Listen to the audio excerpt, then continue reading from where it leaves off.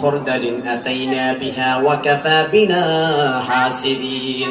আল্লাহ পাক বললেন সেদিন সকলের সেই ক্ষুদ্র ক্ষুদ্র বালিকানা সব আমলগুলো সেদিন তোমাদের সামনে উপস্থাপন করা হবে। মিসকাল হাববাতিন মিন খরদালিন আতাইনা বিহা ওয়া কাফা বিনা হাসিবিন।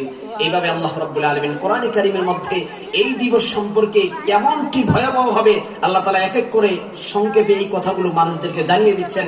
সুতরাং সেই দিনকে তোমরা ভয় করো। আবার এই কথাগুলো আল্লাহ তাআলা হাদিস শরীফের ভিতরে কিয়ামতের সেই বিষয়গুলো এইভাবে বলছেন, ইয়াখুযুল জাব্বারুস সামাওয়াতিহি, আল্লাহ রাব্বুল আলামিন সেদিন আকাশ এবং জমিনকে তার ডান হাতে নেবে। কোন হাতে? ডান হাতে। আকাশ এবং জমিনটাকে বোটে ইয়াখুযুল জাব্বারুস সামাওয়াতিহি বিআরদিহি বিয়াদি, সেদিন তার ডান হাতে এইভাবে গুছিয়ে নেবে, ডান হাতে। তারপরে ওয়াকাবাদা ইয়াদাহু, এবং কব্জা করে নেবে, ফাজাআলা ইয়াকবিদুহা